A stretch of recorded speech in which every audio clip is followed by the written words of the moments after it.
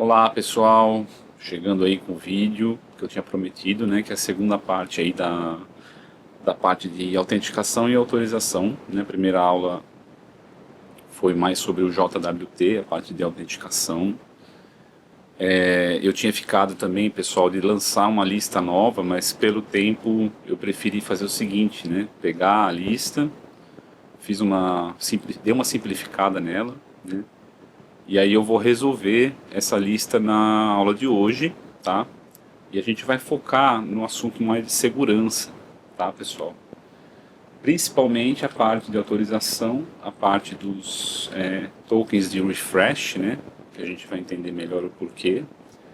E a proteção contra abuso, principalmente através do limitador, né? O limitador de taxa de request, né? Então você consegue limitar ataques que vão fazer um ataque de força bruta em algumas das suas rotas da sua API, tá? Que é um ataque bastante comum. Então vamos lá, pessoal. Assim, onde a gente parou, né?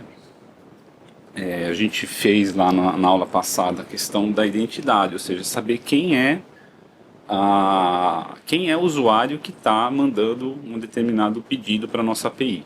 Tá? Então a gente fez uma maneira de poder autenticar, né, esse usuário, tá bom? Então, para a entrega final, eu até destaco aqui, pessoal, a data, tá? Então eu dei uma uma adiada na data justamente para ter um pouquinho mais de tempo, porque esse conteúdo demorou a sair, né? Então agora é uma segunda-feira, dia 29, tá? E a gente não vai poder passar disso, porque o semestre está acabando. Mas tem aí um tempinho a mais aí para vocês poderem implementar essas coisas no projeto, tá? Então é basicamente você poder, né? Então o que a gente vai ver exatamente hoje? Você vai poder fazer uma segurança de autorização também, né? Reforçar essa segurança para que um usuário não acesse alguma coisa do outro só porque ele tem um token de autenticação validado, tá bom? E aí os tokens de refresh é limitação de taxa. Então são essas coisas que a gente vai ver e eu vou ficar alternando entre o código e os slides quando for necessário, tá, pessoal? Então, esse repositório que tem esse exercício que a gente vai ver hoje, vai ficar lá no Cigar, um link para ele, e já está publicado também no GitHub, tá? E aí, então vamos seguir, né, pessoal? Essa ordem aí desses exercícios são cinco coisinhas simples que a gente vai implementar. As duas primeiras a gente já fez na aula passada, tá bom? Então, a primeira parte é quem que é o usuário, né, pessoal? Se vocês forem ver, né, no nosso código, a gente tem essa parte de autenticação aqui, ó, que faz toda a criação do usuário, né? Por exemplo, esse aqui é um método, né, que vai cadastrar o usuário, tá bom? A gente já viu isso na aula passada, né? Então ele vai ver, por exemplo, se a senha está no padrão, né? Aí ele vai fazer um hash dessa senha, vai guardar somente o hash, né? Lembra disso, né, pessoal? Por segurança, a gente não guarda a senha, claro, de jeito nenhum, porque se essa informação vazar, está tudo comprometido, né? Enquanto que do hash para 100, claro, é uma dificuldade enorme de se conseguir chegar, né, do contrário, né, tirar da hash a 100, claro, certo? Muito bem. Então, se vocês forem ver, esse é um handler de autenticação, né? Então ele também tem login, né, o que a gente vai usar especificamente no 2 e no 4, tá? Isso a gente viu já um pedaço disso na aula passada também. Isso aqui é novidade, a gente vai ver na aula, exercício 4, que é a parte do refresh token, né? Tá? E depois a gente vai ter o logout também, que vai revogar, né, o refresh token, tá bom? Tudo bem, aí se vocês forem olhar aqui também tem um handler de notas, porque esse exercício você pode guardar uma nota de um usuário e ele vai ter a autorização de acessar as notas dele, tá? E aí ele não pode acessar as notas de outro, justamente para evitar aquele abuso de autorização, tá? Então aqui é um CRUD, né, pessoal? Listar notas, criar.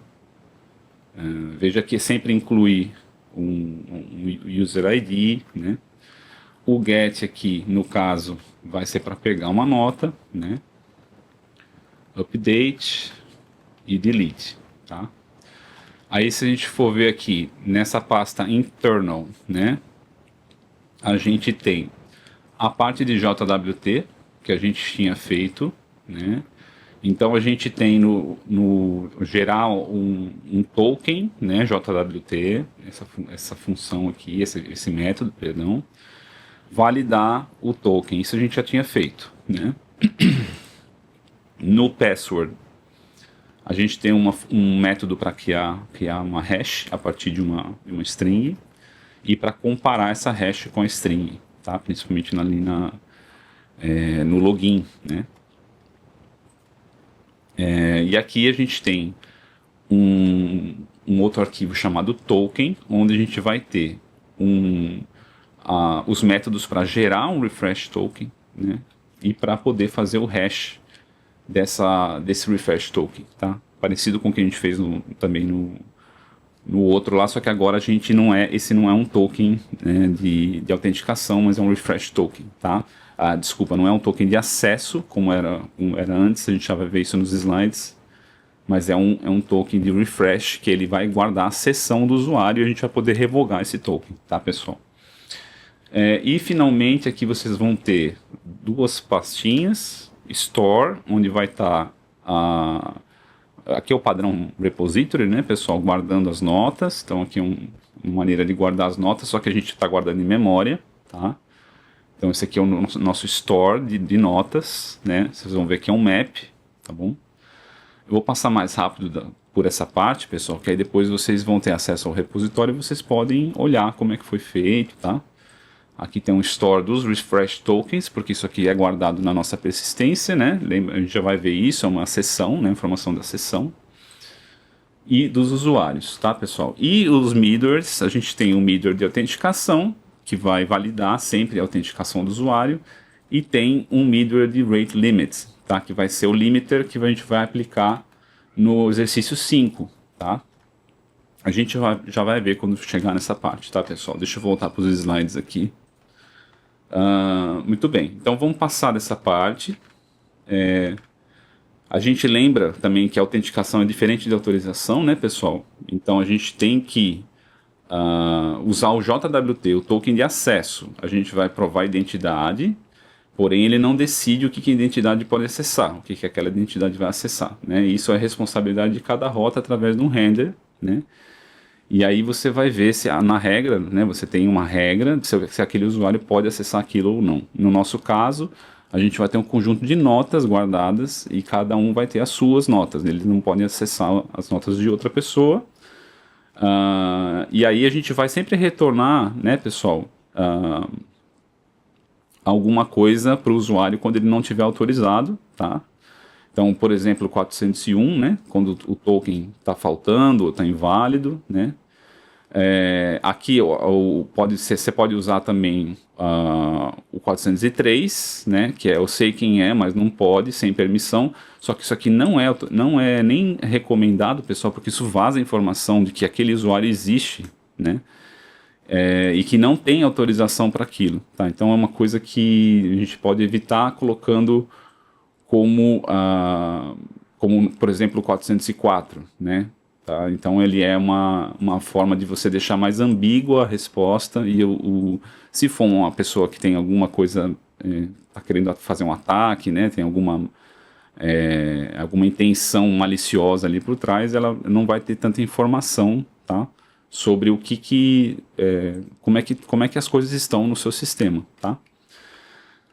Aí você vai ter, pessoal, essa lista aqui de problemas de segurança de API, tá? Então, as APIs, elas são um pouco diferentes, vamos dizer, do que a web tradicional, né?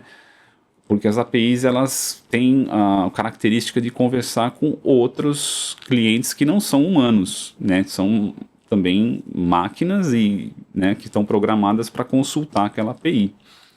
Então a gente vai ver aqui principalmente dois riscos, tá, pessoal?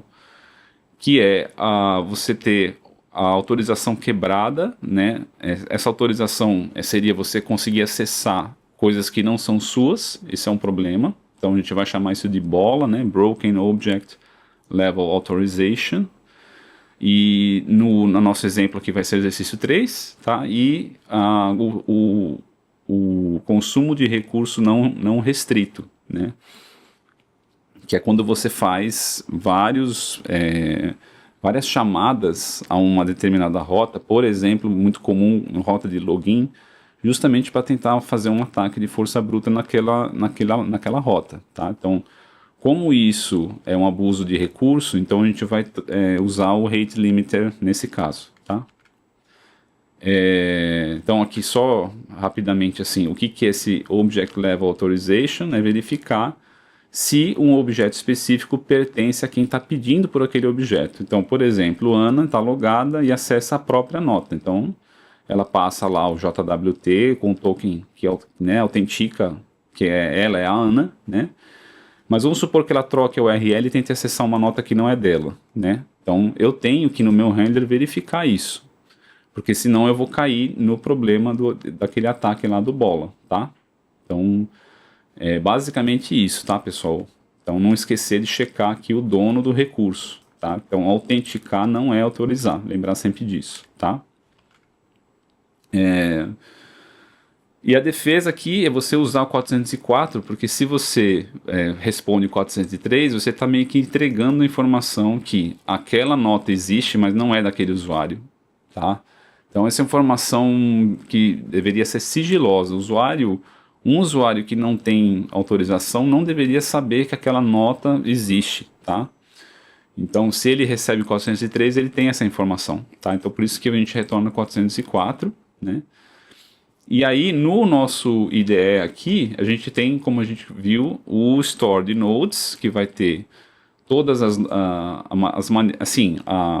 o repositório, né, das informações das notas, tá? E a gente vai checar se o owner bate com o user ID, tá? E a gente tem também o handler de notas, que ele vai traduzir, como a gente vai ver aqui, ó, no nosso handler de notas,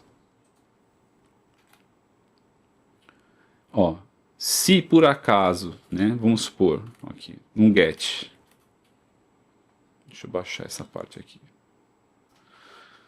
nesse get aqui, né, ó, ele vai ver se tem, né, primeiro, ele vai chamar essa função aqui, ó, require user ID, tá? E essa função, ela vai justamente verificar se aquele user ID está autorizado a acessar isso ou não, tá? E aí depois a gente vai ver o Note ID e vai chamar esse get for user, tá? Esse get for user, ele vai retornar, veja só, quando o owner é diferente do usuário, ele vai falar erro, é um erro específico de nota não encontrada, tá vendo? Esse erro aqui, note not found, tá? Então, se esse é o erro, então eu não retorno que eu não aquele recurso é 403 ou não está autorizado a acessar. Eu retorno que note not found, eu retorno um status not found que é o 404, tá? Então é assim que a gente protege que a informação de vazar, certo, pessoal? Então deixa eu voltar aqui para os slides, né? Então, pessoal, essa é a parte vamos dizer, do exercício 3, tá? Bom, aí a gente vem para a parte 3. Então, qual é a grande questão aqui, pessoal? Existe um dilema aí que precisa ser resolvido, certo? Qual é a questão, né? Você tem o token, né, de acesso, ele normalmente tem aquele tempo de expiração bem curto, e eu falei o porquê disso, né? Porque a gente quer que, caso tenha algum problema que a gente precise revogar o acesso daquele usuário, a gente não quer que ele tenha um token de autenticação válido por muito tempo, tá? Então, o que acaba acontecendo? Se você ficar pedindo para o usuário sempre logar novamente, isso é uma experiência muito ruim, né? Porque o usuário tem que ficar a cada 5 minutos ali logando novamente, tá? Aí o que a gente pode fazer? Botar esse tempo mais longo. Então pega aquele tempo do token dele e coloca por dias, por exemplo. Tá? Então, se você tiver um problema de um vazamento, por exemplo, né, que você precisa, não pode, aquele usuário não deveria mais estar acessando determinado recurso, por ter um token que é de tempo longo, o usuário vai poder continuar logado por dias, por exemplo, né? E isso é uma boa experiência para ele, porque ele não precisa relogar, se ele for um usuário bonzinho, mas se for uma pessoa maldosa, é uma péssima segurança, porque ela vai continuar com acesso em coisas que ela não deveria, tá? Então a gente separa as responsabilidades agora, pessoal. A gente vai ter um token de acesso, tá? Que ele é curto e vai ser usado em todas as requisições do usuário, tá? E a gente vai ter um token, que é o refresh token, que é usado para renovar, e ele é usado raramente, tá? Então, como é que vai ser isso? São 2 tokens, né, cada um com seu papel. O de acesso é provar a identidade a cada pedido daquele usuário, e o refresh é obter um novo access token. Então, já que o access token ele é curto, de 15 minutos, toda vez que aquele usuário precisa renovar o token de acesso dele, ele vai usar o refresh token, tá? E o token de acesso ele vai ser usado em toda a requisição e o refresh só quando o access expira, tá? O de acesso ele é stateless, como a gente falou na aula passada, ele é uma coisa que o servidor não guarda, né? Não ocupa memória no servidor, nem espaço de disco, nada disso, né? E ele é o tal do JWT, esse é o tal do token de acesso. O refresh token, ele é guardado no servidor, então ele não é stateless, ele sim vai ocupar algum espaço lá, tá bom? Então essa solução, esse equilíbrio de solução é o que permite que a gente possa revogar o refresh token, tá? E aí, revogado esse refresh token, o usuário não consegue mais renovar o token de acesso dele, tá bom? Então essa é a ideia. E aí o refresh ele vai ser guardado, no nosso caso aqui, pessoal, na camada de persistência, usando o padrão repository. Se vocês forem ver, vocês têm aqui dentro do store, vocês têm o refresh, ó. Então nosso refresh token vai ser guardado no nosso caso aqui num map na memória, tá bom? Mas idealmente, é claro, isso seria guardado num banco de dados, tá bom? E detalhe que o usuário pode ter muitos refresh tokens, por exemplo, um para cada dispositivo, tá? Então é o que acontece quando a gente vai acessar o mesmo serviço do celular, do tablet ou do computador ou de outros, né, computadores, e a gente vai autorizando um por um, tá? Então cada um vai ter um refresh token e eventualmente você pode revogar os tokens de um usuário já todos de uma vez, tá bom? Então, voltando aqui, pessoal, é a tal da estrutura que a gente viu lá. A gente sempre vai guardar, né, pessoal, o hash e não o token original, da mesma forma que a gente fazia com o token de acesso, tá?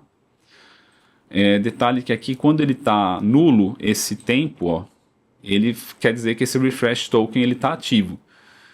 Se eu mudar esse tempo para alguma coisa não nula aqui, automaticamente esse token vai estar revogado, tá bom, pessoal? Então, por exemplo, no login, vamos supor que o usuário vai lá e passa o access e passa lá o refresh token. Então ele vai salvar esse refresh aqui, esse refresh token, né? E toda vez que ele vai chamar a nossa rota refresh, ele vai revogar o token que estava ativo anteriormente e emitir um novo refresh token, essa tal da rotação dos tokens de refresh. E aí, se você recebe novamente um pedido de refresh em cima, isso quer dizer que tá tendo um reuso daquele refresh token que já foi revogado, tá? Então, uma boa prática aí, nesse caso, é revogar todos os refresh de tokens desse usuário, porque isso aí pode ser um roubo desse token. Pode ser que esse token vazou e alguma pessoa com malícia está querendo utilizar esse token novamente, certo? E é por isso, pessoal, que no nosso exercício lá, que a gente vai fazer o refresh token, a gente faz a checagem do reuso antes de verificar se ele está expirado ou não, tá? Então, é para justamente identificar essa suspeita aí e poder fazer alguma coisa com isso. E aí, o que esse refresh vai resolver, né?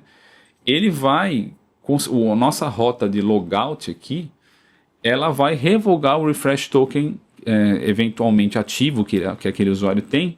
E aí, como o access token ele tem um tempo de expiração curto, ele vai acabar expirando o acesso desse usuário dentro de uma janela de minutos, tá? Então é por isso que a gente tem as rotas agora de logout. A gente vai ter também a rota de logout quando vocês olham aqui, ó. Então, pessoal, e aí você tem aqui no handler auth, você vai achar o logout, tá? O logout, o que ele faz, né, pessoal? Ele primeiro pega lá qual que é o JSON que veio, né, pessoal? Se tiver um problema no JSON, ele dá um erro. E depois, o que ele vai chamar esse revoke aqui, ó, pessoal. Tá? Esse revoke, ele está aqui, né, no nosso store chama refresh, tá? Dentro desse carinha tem um método chamado revoke, tá? Então veja que ele até coloca o tempo atual aqui, muda, né, e persiste isso. Nesse caso seria, ele vai persistir na nossa própria memória, tá? E eu tenho o revoke all também, ó. Tá? Então isso vai pegar todos os tokens de um determinado usuário e vai invalidar, né, vai revogar aquele token, tá bom? Então, voltando aqui,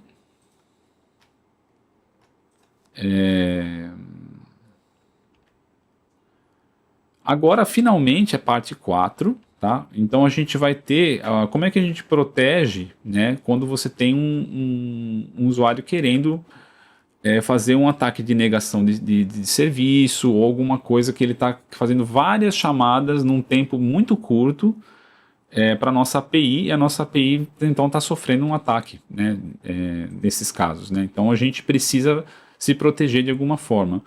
E a forma que eu estou implementando aqui, pessoal, é um algoritmo de token bucket, ou seja, você tem como se fosse um balde, cada usuário tem o direito a 5 fichinhas que ele pode usar a API por segundo, tá?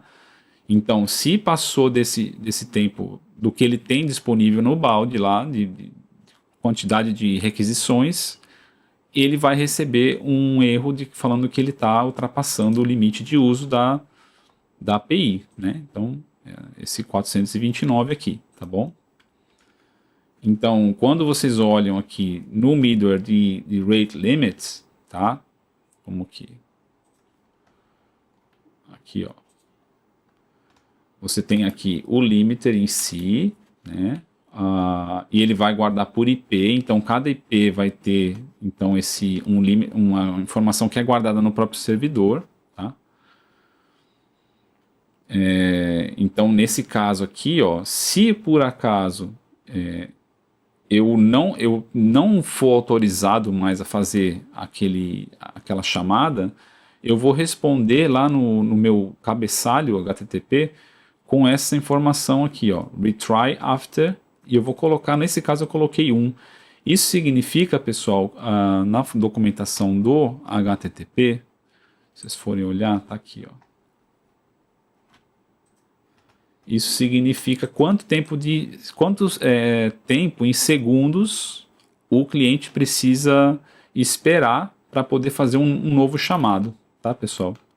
Então é um cabeçalho que vai indicar isso para o cliente que está fazendo a chamada lá. Olha, você passou do limite e agora você vai ter que esperar tanto tempo, né?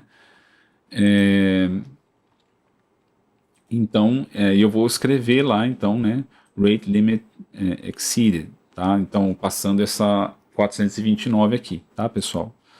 E se vocês forem aqui, deixa eu ver, no nosso main, né? Ele tá passando aqui, ó. Quando ele cria um app, ele tá passando o limit que eu quero para esse rate limit, tá? Eu vou passar, ó, qual que é o login rate que eu quero, tá? Então, aquele baldezinho, quantos pedidos o usuário pode fazer por segundo, tá bom? Então, e aqui o login burst, ou seja, ele tem o direito a usar numa determinada janela de tempo, ele tem direito a usar 10 a mais do que esses 5 aqui, mas é só nessa chamada. Se ele perde esse burst depois, tá? Então, é isso, tá, pessoal? Então, voltando aqui,